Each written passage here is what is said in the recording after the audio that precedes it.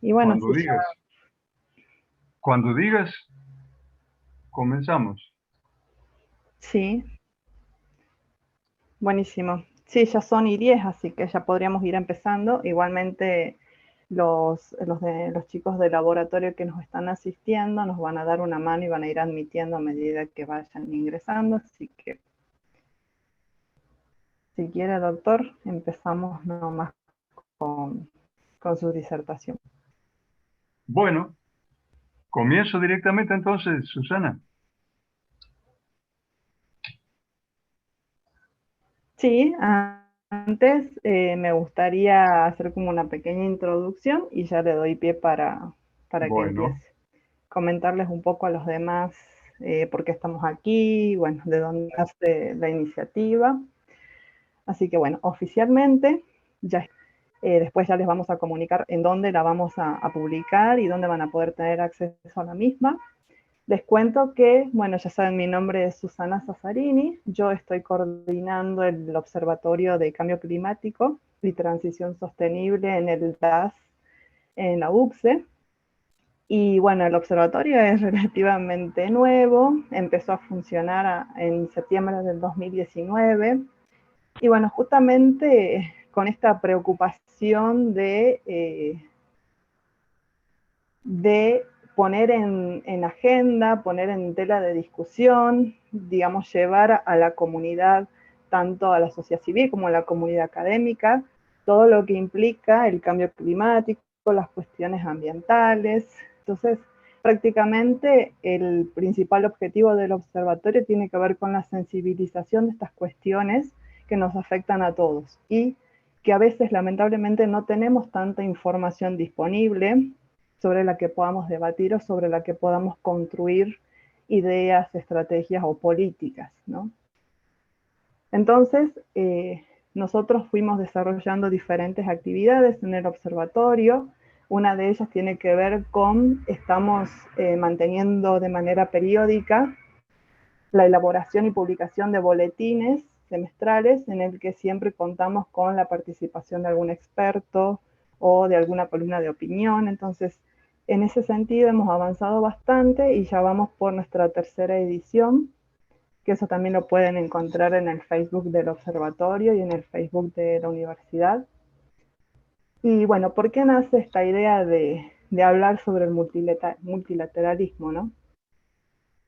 Este año decidimos hacer un ciclo de conversatorios y este es justamente el primero que vamos a estar desarrollando, que la idea básicamente es visibilizar algunos días internacionales, algunas conmemoraciones y también poner en evidencia algunos temas que por ahí están un poco más olvidados o más dejados de lado, tanto por la política como por la academia, y empezar a darles más visibilidad e importancia.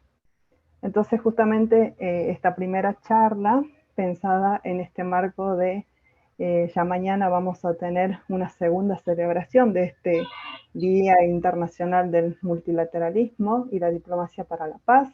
Justamente es un día internacional puesto por Naciones Unidas con esta idea de revalorizar todos los principios de la Carta de la ONU y justamente lo que planteábamos antes, esta idea de promocionar las acciones colectivas para solucionar todas las cuestiones que tienen que ver con problemas globales, ¿no? Esta idea de que solo no podemos, que la única manera de salir de estas crisis, recordemos que el PNUMA en su último informe nos habla de la triple crisis, ¿no?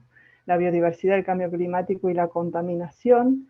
Entonces, ¿cómo podemos salir adelante como humanidad si no es a partir del multilateralismo y la diplomacia para la paz? Así que bueno, con esto yo le doy el pie al doctor Musso para que nos pueda compartir su disertación y sus apreciaciones sobre esto. Muchas gracias. muchas gracias, Susana. Para mí es un gusto estar esta tarde con ustedes compartiendo este conversatorio a propósito de la conmemoración del Día Internacional del multilateralismo y de la diplomacia para la paz, que se celebra el 24 de abril. Como vos bien decías, el multilateralismo se ha convertido hoy en el camino necesario a recorrer hoy y siempre, pero hoy más que nunca en el camino necesario a recorrer para afrontar los grandes desafíos que tiene la humanidad por delante. El Día Internacional del Multilateralismo y la Diplomacia para la Paz ha sido establecido por la Asamblea General de las Naciones Unidas en diciembre de 2018 mediante resolución 73/217, de modo que este es el tercer año en que se celebra ese Día Internacional y además en esta oportunidad también se celebra el Año Internacional de la Paz y la Confianza y por otro lado estamos transitando el Decenio por la Paz Nelson Mandela, de manera que hay más de un motivo para que la conmemoración del 24 de abril como Día Internacional del Multilateralismo y la Diplomacia para la Paz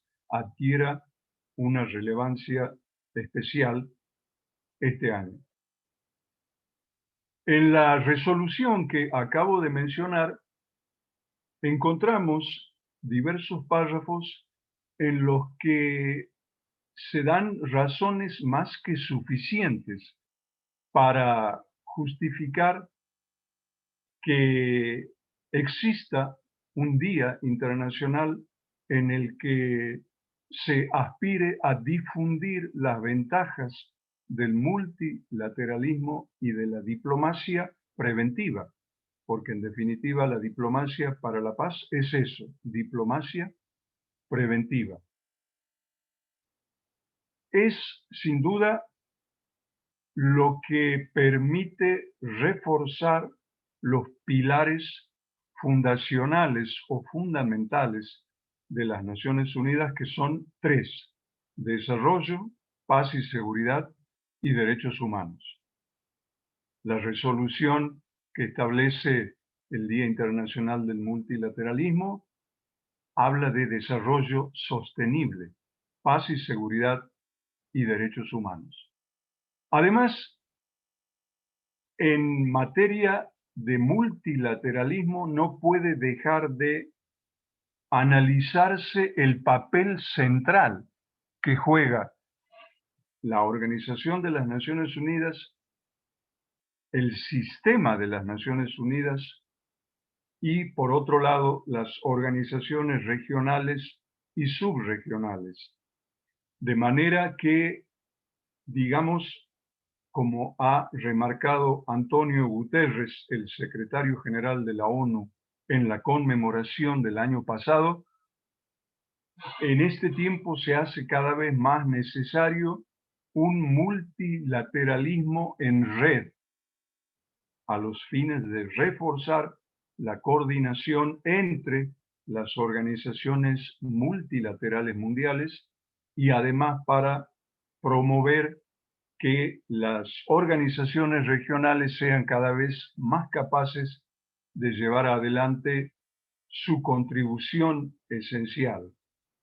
Por otro lado, y volviendo al mensaje de Antonio Guterres de 2020, también es tiempo de hablar de un multilateralismo inclusivo, es decir, no solo limitado a la interacción entre los estados y las organizaciones internacionales, sino que vaya más allá para involucrar también a la sociedad civil, a las empresas, a las autoridades locales y a otros actores interesados, incluyendo, por cierto, a los jóvenes.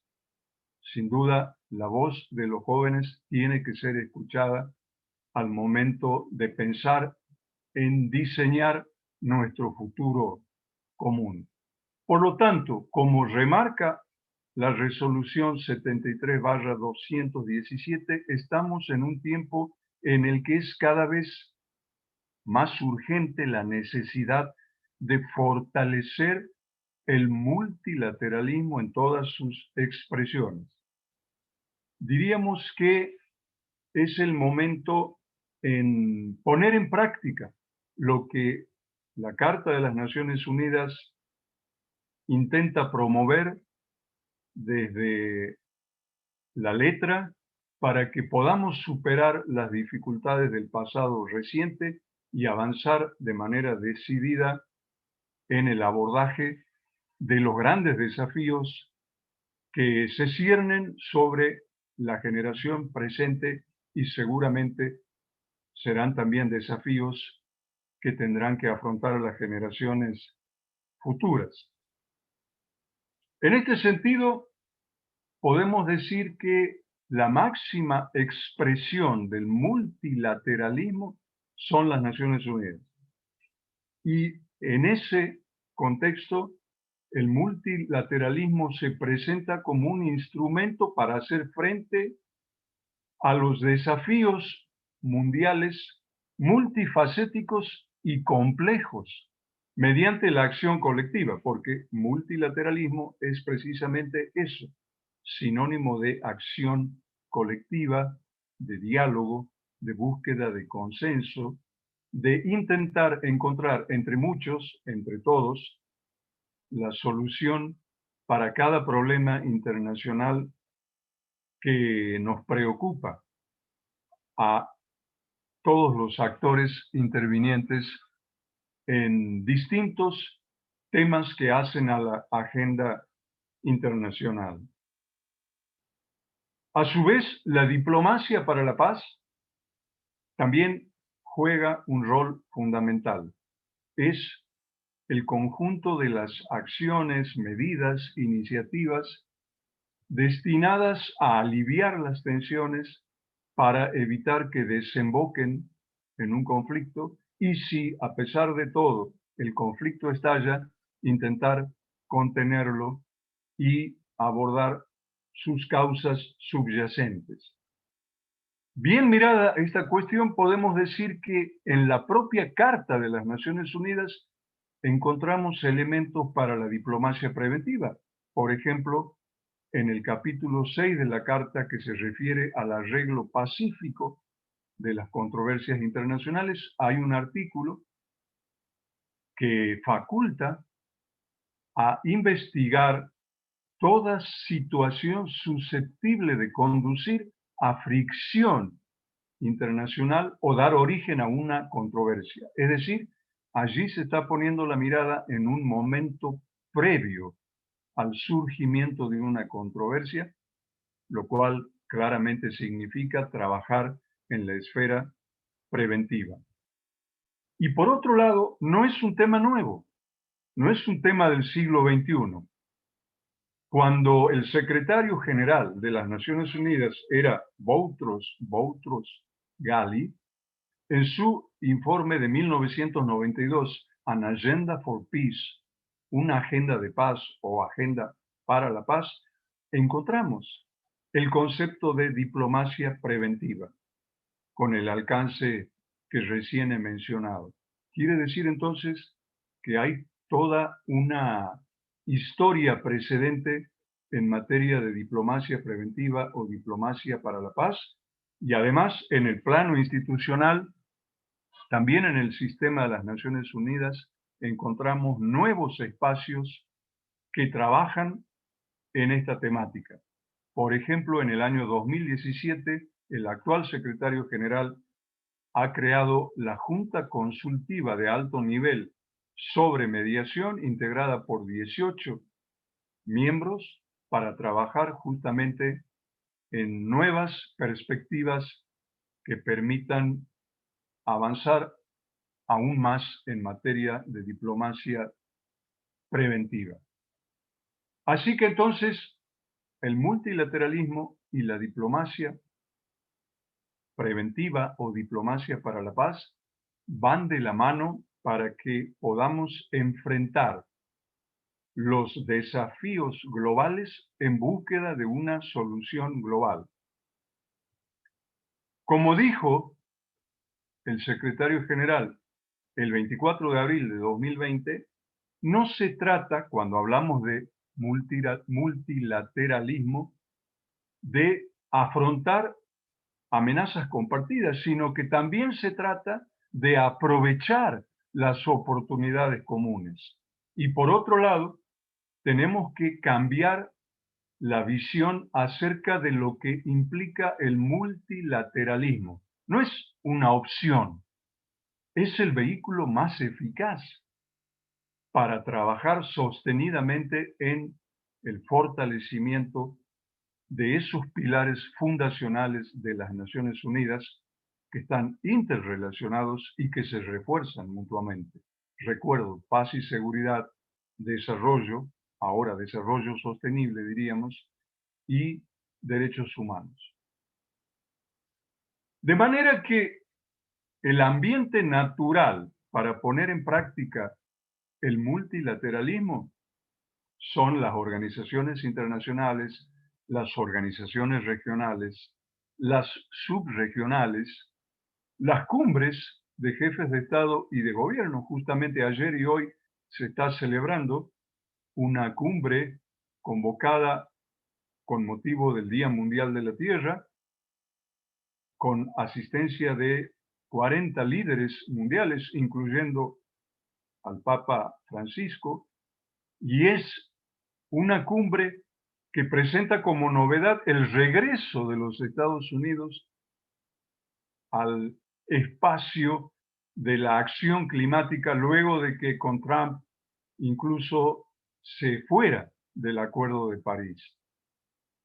Entonces, ahí también hay un ambiente propicio para el multilateralismo, lo mismo que en el caso de las COP, como bien recordaba Susana, momentos antes de comenzar esta charla, y en este sentido se aguarda con expectativa la próxima en Glasgow este año. Por otro lado, diríamos que también los procesos de integración son un espacio para el multilateralismo, y en este sentido me parece también importante destacar que en el marco de los procesos de integración bilaterales, como el que se lleva adelante entre Argentina y Chile a través del Tratado de Maipú, se abre un nuevo contexto de participación para los actores subnacionales, como las provincias argentinas y las regiones chilenas, aspecto en el cual podemos destacar de paso que la provincia de Jujuy tiene un rol que jugar, puesto que participa en el comité NOA Norte Grande. Entonces, hay muchos espacios donde el multilateralismo es el instrumento, es el vehículo eficaz para tratar los temas, para dialogar, para cooperar más intensamente, para poner en el plano de los acuerdos la solidaridad internacional y, en definitiva, para hacer del consenso el camino. Y, por otro lado, también hay temas en los que diríamos que el multilateralismo adquiere incluso mayor relevancia. Cambio climático o acción climática, podríamos decir, desde otra perspectiva. Desarme nuclear. A propósito de este tema, la Asamblea General de las Naciones Unidas viene aprobando año tras año distintas resoluciones para remarcar la necesidad de acelerar el cumplimiento de los compromisos internacionales en materia de desarme nuclear. Y ahí, si bien reconoce que es importante que existan acuerdos bilaterales, acuerdos regionales y hasta medidas unilaterales, termina diciendo que si queremos alcanzar avances concretos en el camino hacia la desnuclearización, el completo desarme nuclear, lo que queda es el multilateralismo como la alternativa realmente efectiva y válida. También, por cierto, la Agenda 2030 para el Desarrollo Sostenible, diplomacia preventiva, cultura de paz, la concepción positiva de la paz, en cuyo marco encontramos un campo propicio para proponer la idea de la paz concebida como derecho humano. Todos estos temas no podrían tratarse sino sobre la base del multilateralismo. Así que pensar que en algunos temas, en relación con algunos problemas comunes de la sociedad internacional, el camino no es precisamente el multilateralismo, sino en todo caso el trabajo acotado a un grupo de estados, es perder de vista que ese camino ya ha sido recorrido en etapas anteriores y nunca se ha llegado a resultados satisfactorios. Recién mencionaba el derecho humano a la paz. Y debo decirles en este sentido que hay dos caminos paralelos. Por un lado van los estados, principalmente los estados más poderosos, pero no únicamente esos estados, que son reticentes a negociar un instrumento internacional en el que la paz sea consagrada como derecho humano, porque eso claramente les restaría poder militar. Y por otro lado, van las organizaciones de la sociedad civil que tienen como estandarte un proyecto que ha sido actualizado en julio de 2019 y propuesto como Declaración Universal sobre el Derecho Humano a la Paz, con la esperanza de que algún día la Asamblea General lo adopte como tal. Y en ese proyecto encontramos ideas que quiero compartir brevemente con ustedes. Sin duda, los principales deudores del derecho humano a la paz son los estados. Y como tales, tienen que cumplir las obligaciones que pesan sobre ellos de acuerdo con la Carta de las Naciones Unidas. Pero este proyecto de la sociedad civil remarca de manera especial al menos tres obligaciones que tienen que ver con el tema que estamos tratando hoy en esta charla. La primera es que los estados deben abordar las causas de los conflictos y desarrollar estrategias preventivas a fin de asegurar que los agravios sean tratados de manera oportuna y que no conduzcan al conflicto, a la violencia. Por otro lado, se pone especial énfasis en subrayar que los estados deben abstenerse de aplicar sanciones unilaterales, aspecto sumamente importante, y como tercera cuestión abordada en el proyecto de la sociedad civil y que guarda relación con nuestro tema de hoy, se habla de la obligación de los estados de fortalecer los pilares fundamentales de las Naciones Unidas. Por otro lado, el derecho humano a la paz es un derecho que reúne varios elementos constitutivos. Su contenido material incluye el derecho al desarme, el derecho a la seguridad humana, a la educación en la paz y los derechos humanos, el derecho al desarrollo y a un medio ambiente sostenible, a un medio ambiente limpio, seguro, pacífico, el derecho de todas las personas y no solo de los pueblos, a la acción internacional para mitigar la destrucción del medio ambiente, en particular el cambio climático. Como verán, es una concepción, una visión integral de la paz que va mucho más allá de la mera ausencia de conflicto armado para convertirse en un proceso dinámico, participativo, positivo, propositivo, en el cual las causas de los conflictos sean abordadas preventivamente, de manera uniforme, sin discriminación, y se busquen resultados a través del diálogo y del entendimiento. Este proyecto, en los años recientes, ha sido marco de referencia para un proceso de codificación que empezó con los mejores augurios en el Consejo de Derechos Humanos de las Naciones Unidas, a punto tal que el Comité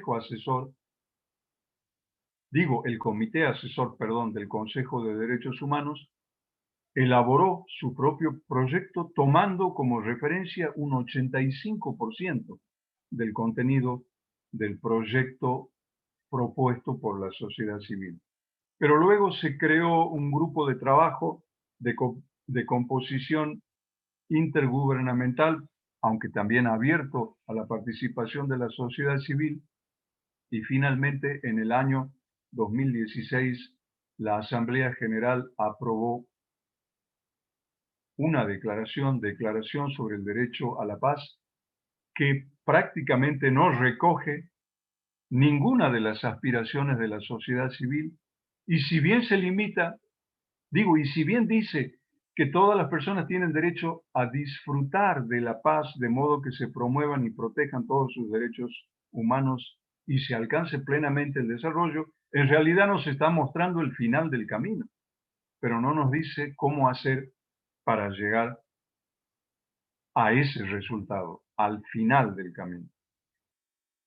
Por lo tanto, si queremos un mundo en el que el cambio climático sea abordado con la premura con que debe ser abordado, y el año 2030 en ese sentido es un horizonte muy cercano, y luego el 2050 tampoco está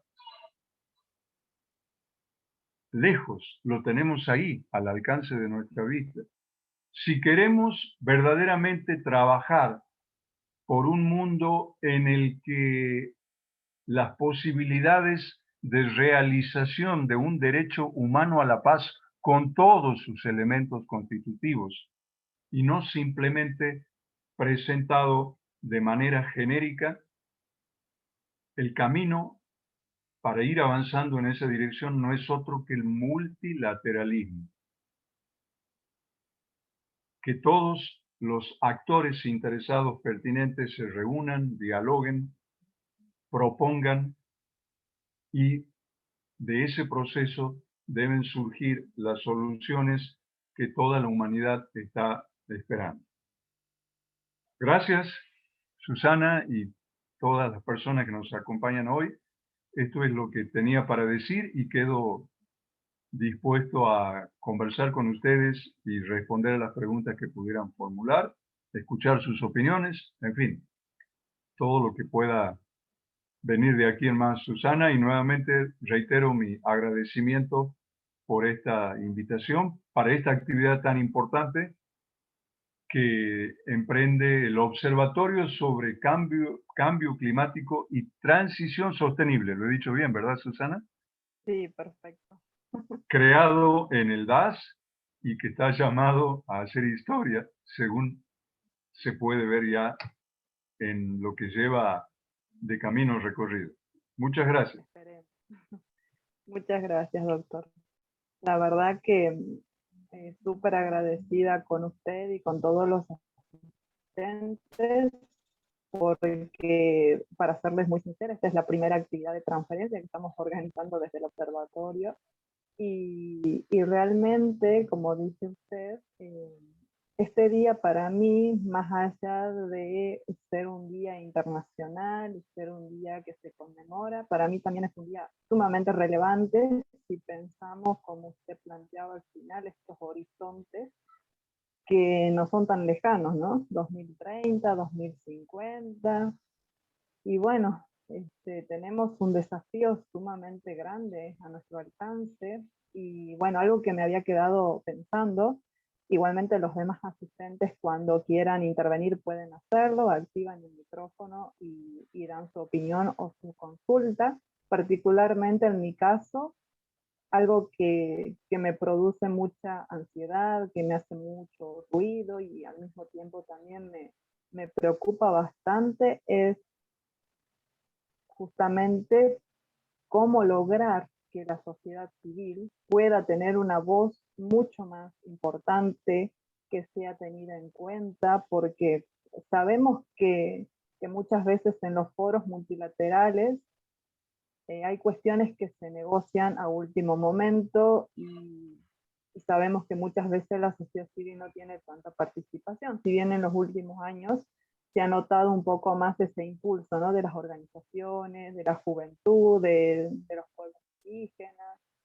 Entonces, mi preocupación es, tal vez ahora sea un poco más posible pensando en esta nueva arquitectura internacional en la que Estados Unidos se vuelve a sumar, hablando específicamente de cambio climático, lo cual también me da cierta esperanza, ¿no? Pensando en todas las acciones posibles que se pueden hacer, principalmente si pensamos en financiamiento para adaptación o ayuda para los países en desarrollo o los más vulnerables frente a las cuestiones ambientales o de cambio climático.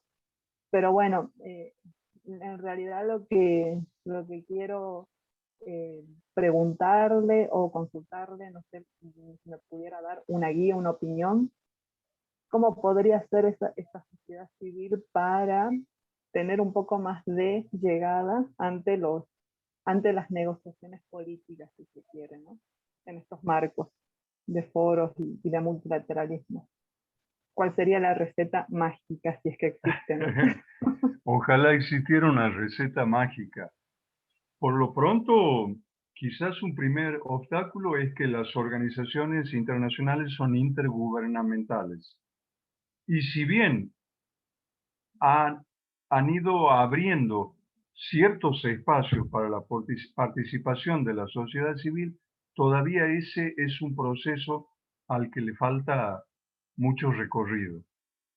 Pero en algunos ámbitos están participando las organizaciones de la sociedad civil, por ejemplo, en el Comité de Derechos Económicos, Sociales y Culturales de las Naciones Unidas, y a través de los informes sombra que presentan, permiten que el comité tenga la posibilidad de evaluar la situación en los distintos estados partes con elementos de juicio diferentes de los aportados por los estados a través de sus informes.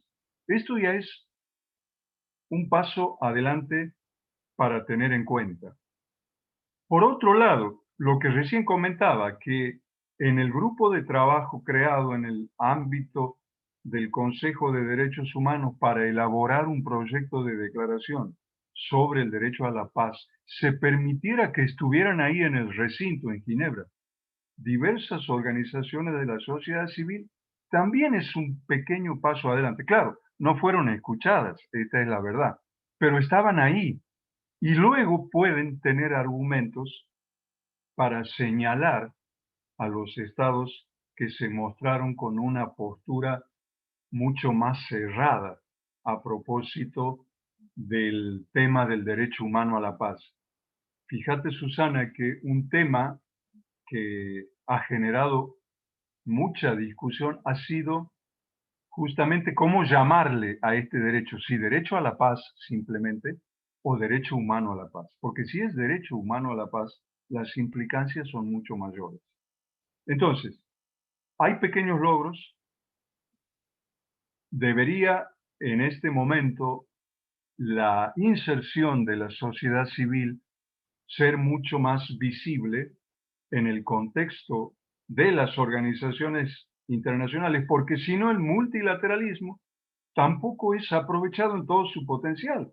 Se limita a ser un vehículo, un instrumento para la interacción de los actores estatales, pero no así para este otro tipo de actores internacionales que también tienen un rol preponderante al momento de discutir los grandes temas de la agenda internacional. Y diría que además debemos promover que el proceso de toma de decisiones sea multilateral en todos los ámbitos, en todos los foros. Esa es otra meta. Junto con el multilateralismo, que comienza con la participación de todos los actores interesados, proponer también que haya un proceso multilateral de toma de decisiones. Esto es algo que ha sido remarcado por el movimiento de países no alineados en una declaración política adoptada en septiembre de 2018, justamente poco antes de que la Asamblea General declarase el Día Internacional del Multilateralismo y la Diplomacia para la Paz el 24 de abril. Así que diría, no hay una receta mágica, Susana, hay que insistir, hay que estar presente siempre.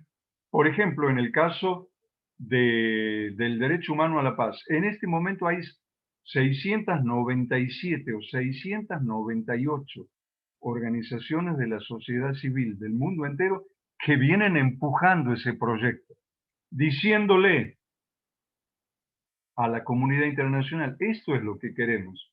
No queremos una declaración de 4 artículos en la que se repitan los argumentos de siempre y no haya avances concretos. Queremos que la paz incluya desarme, seguridad humana, acción climática, acción internacional contra el cambio climático, desarrollo sostenible, protección de las personas migrantes y refugiados, otro gran ámbito para el multilateralismo. No se ha logrado el propósito, pero todo este gran conjunto, este gran colectivo de organizaciones sigue ahí, esperando un nuevo momento oportuno para intentar otra vez instalar el tema en la agenda de las Naciones Unidas.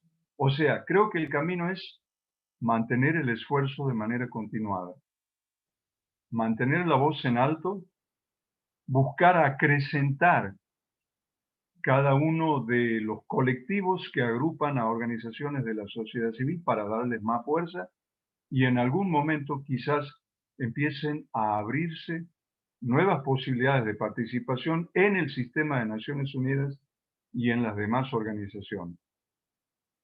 Curiosamente, ya que hemos hablado de la Carta de las Naciones Unidas, porque el multilateralismo nos lleva a la Carta de las Naciones Unidas, al derecho internacional, a los propósitos y principios, en la Carta, de manera visionaria, encontramos disposiciones que permiten la actuación de organizaciones de la sociedad civil, organizaciones no gubernamentales, a nivel de consulta con el Consejo Económico y Social. Esto escrito en 1945. Quiere decir que ahí hay en ciernes un potencial que ahora tenemos que multiplicar. Con mucha acción, con mucha presencia, insistiendo. Creo que por ahí deberíamos ir. Sí, la verdad coincido totalmente, doctor. Creo que ese es el camino. Insistir, no detenerse, fortalecer todas las redes, las alianzas y, bueno, siempre mantener esta bandera del multilateralismo y la diplomacia en alto, ¿no?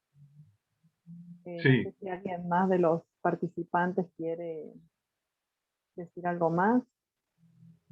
Por favor, activen el micrófono, tratemos de, ya sé que estamos muy lejos unos de los otros, y bueno, la idea es que podamos siquiera vernos un poco las caras y escucharnos. Así que no sé si alguien más quiere decir algo, alguna opinión, comentario, alguna pregunta en particular. Aquí leo la apreciación de una de las alumnas, A ver, por Sofía favor. Bregú. Ella es alumna de Relaciones Internacionales, que ahora está Ah, haciendo qué bueno. tesis de grado justamente sobre el tema de la plataforma de refugiados, la plataforma de Task Force of Replacement que está en el marco de la CNUC, de la Convención Marco de Naciones Unidas. Así que ella nos cuenta justamente, nos saluda, buenas tardes, profesor Musso, profesor Susi, muy buenas reflexiones y charlas. Concuerdo en lo que planteaba el doctor acerca del multilateralismo inclusivo en los diversos desafíos que existen actualmente y aún más a lo referente al cambio climático. Creo también que la participación de la sociedad civil es clave, ya que a través de la misma se hacen llegar las demandas respecto a las problemáticas que son relevantes a nivel global y de esa manera las organizaciones logren generar acción. Eso es lo que nos dice Sofía. Comparto la reflexión y sin duda estamos claros en cuanto a lo que deberíamos hacer en nuestro rol de participantes en distintas organizaciones de la sociedad civil, incluso en el ámbito académico. Por lo tanto,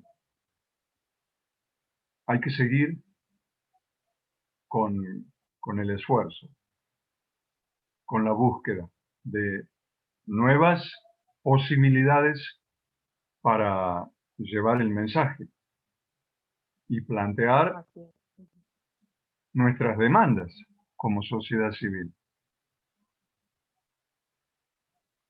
Tenemos que utilizar nuestro potencial también para desenmascarar el doble estándar que caracteriza la acción de muchos estados. Lo vemos continuamente. Y en ese sentido, creo que también la sociedad civil tiene un rol que cumplir. Estar atenta y alerta para denunciar todo aquello que significa un retroceso, un doble estándar, un alejamiento de los compromisos asumidos incluso hace mucho tiempo atrás y que todavía están pendientes de cumplimiento. Uno de esos temas es el desarme nuclear. Si vos me preguntaras, Susana, cuáles son los dos grandes temas de este momento del siglo XXI, te diría acción climática, donde la premura es cada vez mayor, como hemos estado diciendo, y el otro tema es el desarme nuclear. Y los compromisos están desde el Tratado de No Proliferación Nuclear, y ahora se ha sumado el Tratado de Prohibición de las Armas Nucleares, que ha entrado en vigor justamente este año, en 2021. Pero claro, no participan los estados poseedores de armas nucleares y son los principales opositores a que un instrumento como este pueda tener en el futuro un grado de repercusión importante. Pero existe el instrumento y eso ya es un comienzo.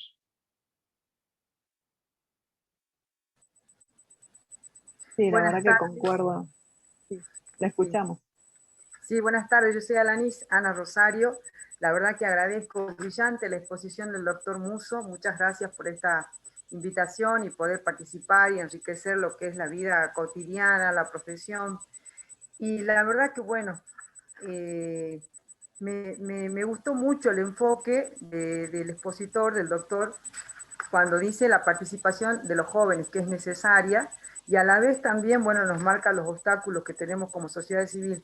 Lo que mi análisis sería de que, bueno, sería bueno desde los ámbitos donde se tiene esa información, la capacidad de poder difundir, porque la sociedad civil muchas veces ignora todas estas herramientas con las que cuenta y en definitiva nosotros somos los destinatarios de todos los tratados, de todas las medidas Y bueno, me parece que es importantísimo transmitir a la sociedad de estas herramientas que dispone y sobre todo capacitar.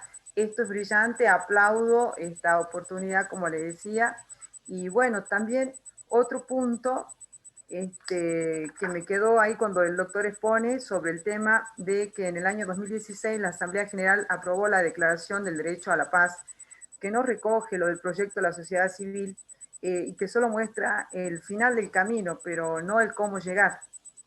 Sí. Entonces, el cómo llegar sería propicio poder difundirlo o poder brindar a la sociedad, bueno, decimos sociedad civil, organizaciones no gubernamentales, por ejemplo, también las fundaciones, bueno, las diferentes entidades que, bueno, podrían obtener y saber el cómo llegar, a tener algún tipo de herramientas nosotros desde cada lugarcito como miembros, digamos, aparte, bueno, parte integrante de los destinatarios.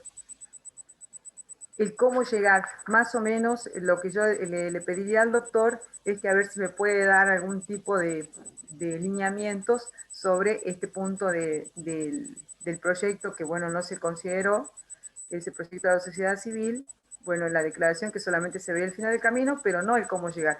Entonces, desde su postura, ¿qué propuestas podríamos tener nosotros o qué propuestas se podría hacer para ver cómo llegar, digamos, a todo ese tema de lo que es el tema del derecho humano a la paz?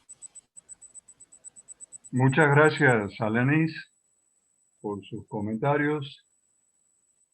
Comparto que hay que difundir todas estas iniciativas y justamente la resolución 73/217 de la Asamblea General que establece el Día Internacional del Multilateralismo y la Diplomacia para la Paz, dice que uno de los objetivos del Día Internacional es difundir las ventajas del multilateralismo y la diplomacia en la prevención y en la solución de los conflictos. Bueno, existen organizaciones que trabajan para difundir una cultura de paz, diría en términos generales. Y, por ejemplo, el Observatorio de Cambio Climático, en el que trabajan Susana y otras personas del Departamento Académico San Salvador, es sin duda un ámbito que con su trabajo está haciendo un claro aporte para una cultura de paz. Las personas comunes también son artífices de esa cultura a través de los valores, los comportamientos, las actitudes, el estilo de vida. No hace falta conocer, y mucho menos conocer en detalle qué es lo que se hace en el plano internacional para tratar de aprobar instrumentos que expresamente consagren el derecho humano a la paz. Sí es importante saber que cuando hablamos de paz, hablamos de nosotros mismos, de nuestra vida cotidiana, hablamos de cambiar conductas para no incurrir en violencia, cualquier tipo de violencia, violencia de género, violencia económica, violencia cultural, violencia política. Hablamos de educación, por lo tanto, los docentes, en el caso de que quienes están acompañándonos hoy fueran docentes, tienen una misión absolutamente importante que cumplir, educando para la paz y los derechos humanos. Y entonces la suma de todas estas acciones, incluso individuales, nos puede poner en la ruta hacia la construcción de una cultura de paz de una manera que quizá no en el corto plazo, pero con el transcurso del tiempo podamos ver con nuestros propios ojos como algo que se va realizando paulatinamente. En definitiva, la participación, diría Alanis, la participación ciudadana es un elemento clave. La participación en las distintas esferas, cada persona, incluso en el ámbito donde desenvuelve sus actividades, puede hacer un aporte que contribuya a la cultura de paz. Muchas gracias, Alanis, por la opinión y por los comentarios. Muchísimas gracias, doctor. Muchas gracias. Muchas gracias. La verdad que me sumo también a lo que vienen diciendo, particularmente creo que la participación de los jóvenes es indispensable. Siempre teníamos esta idea, o siempre se decía, ¿no?, que los niños son el futuro, los jóvenes son el futuro, pero realmente somos el presente. Bueno, yo ya no me considero tan joven, pero las generaciones que vienen son realmente el presente, ¿no? Son las que les va a tocar tomar las grandes decisiones y nosotros estamos actuando como grandes formadores de talentos y de capacidades para el futuro. Pero en realidad ellos están aquí y ahora, y particularmente me tocó observar por ahí ciertas cuestiones que me dan esperanza. Hace unos años participé de un proyecto relacionado con las energías alternativas, y una de las cosas que hacíamos era justamente sensibilizar sobre el cuidado del ambiente y la crisis climática, y estábamos enfocados en brindar charlas a las escuelas primarias.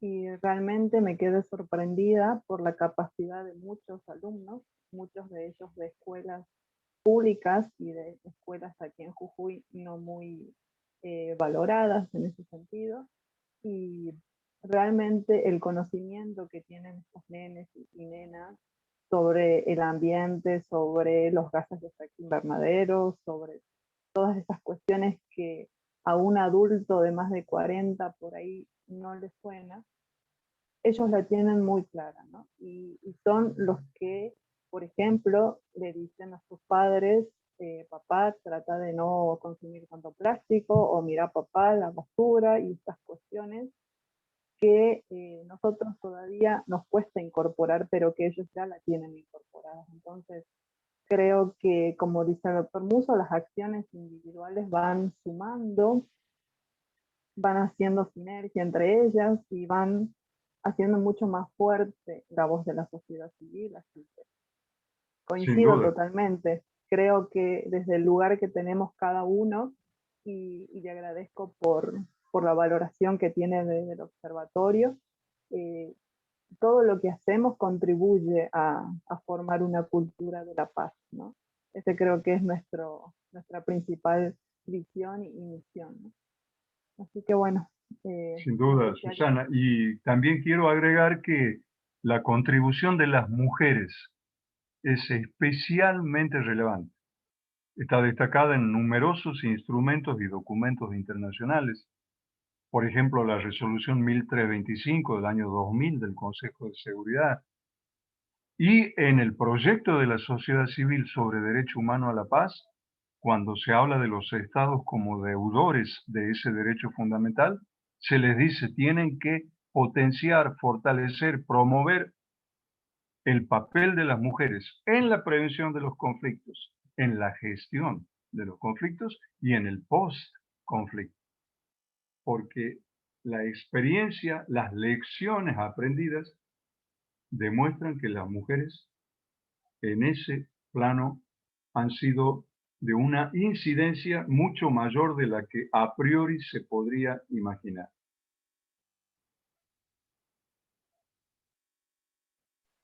qué hermoso escuchar eso, doctor. Así Sí, es. muchísimas gracias, doctor. La verdad que Y bueno. aprovechando que el público de asistente es mayoría de mujeres, creo que es una ocasión propicia para recordarlo, Pero además de la razón fundamental, que es ni más ni menos que la comprobación de la realidad. En general, sí, las mujeres están más dispuestas al diálogo, al entendimiento, a actitudes de escuchar las posiciones diferentes, de conciliar. Y eso es lo que subyace cada vez que hablamos de diplomacia para la paz, ni más ni menos. Todo eso está ahí, latente, como lo que hace a la esencia de este tipo de acciones a las que muchas veces les ponemos títulos pomposos, que hacen pensar que se trata de cosas que están lejos de nosotros, pero también tienen que ver con nuestra realidad cotidiana. Muchísimas gracias, doctor. No, por favor, gracias, Alanis. Sí, muchas gracias, doctor. La verdad que el tema del grupo mujeres realmente siempre ha sido muy relegado. Nunca se lo ha tenido en cuenta como un grupo que puede llevar la voz y generar cambios a gran escala. Y bueno, principalmente en lo que es cambio climático, sabemos que las mujeres son las más vulnerables. Por ejemplo, en lugares de África, en países como Libia y demás, que ya realmente están en un estrés hídrico alarmante. Sabemos que las mujeres caminan kilómetros para buscar un poco de agua. Entonces, Sí, creo que esto es algo que nos tiene que dar fuerzas para continuar en esta lucha, ¿no? Como mujeres, pero también como sociedad civil, como académicos, como parte de este mundo, como parte de la humanidad y tener esto en claro, ¿no? Que las acciones individuales suman, pero que también es importante llevar estas acciones individuales a un plano mucho más grande, ¿no? Y darle esta visión del multilateralismo no como una cuestión estática, esto de que, bueno, sí, en los foros los estados negocian y acuerdan las reglas, pero el verdadero multilateralismo es en el que todas las partes interesadas están participando, consensuando y construyendo, ¿no? Así que bueno, eso me queda clarísimo. Yo la verdad agradezco muchísimo su disertación, que más que disertación fue una gran enseñanza que me queda para toda la vida. Y bueno, por, invitar a los demás asistentes, si por favor tienen alguna opinión, comentario, cualquier apreciación, es totalmente bienvenida.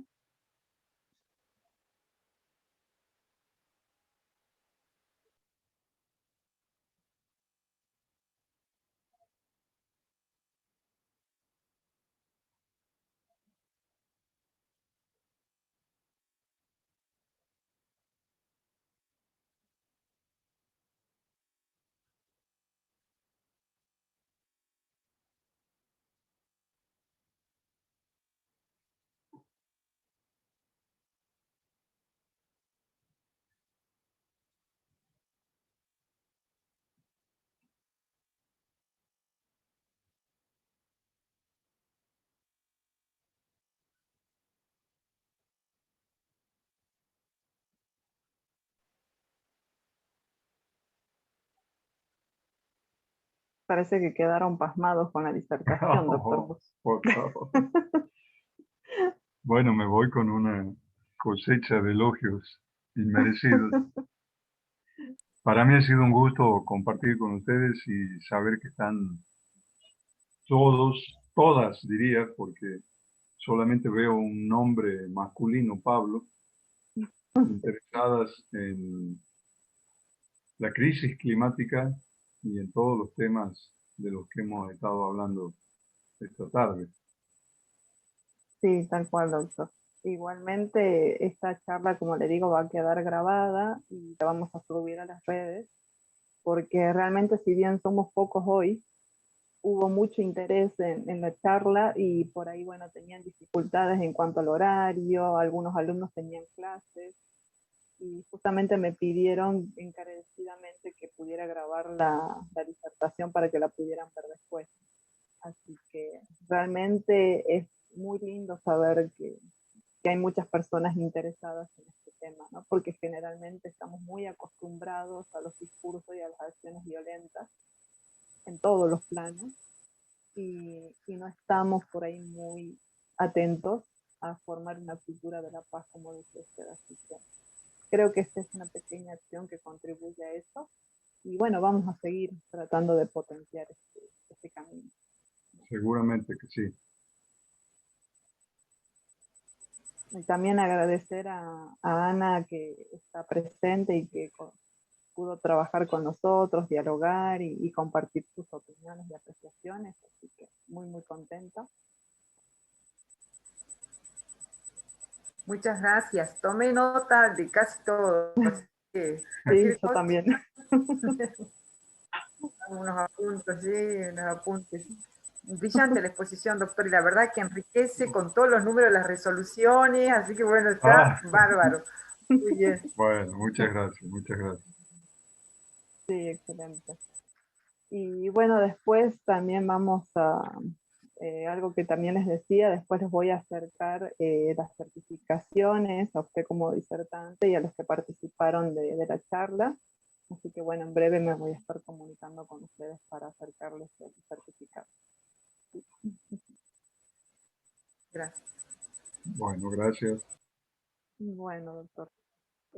La verdad, agradezco enormemente el que haya aceptado participar de esta charla, este conversatorio, y espero que no sea la última vez. Sabe que usted, de la red federal en la que está participando, Ya estamos trabajando juntos. vamos a acordar algunas acciones conjuntas, sin duda. Perfecto. Y bueno, Ana, también estás invitada para las próximas actividades. Y les agradezco a todos los participantes el haber estado aquí, les agradezco su tiempo, su participación y bueno, estamos en contacto para las próximas actividades y demás que surjan del observatorio. Gracias. Muchas gracias. Gracias a ustedes.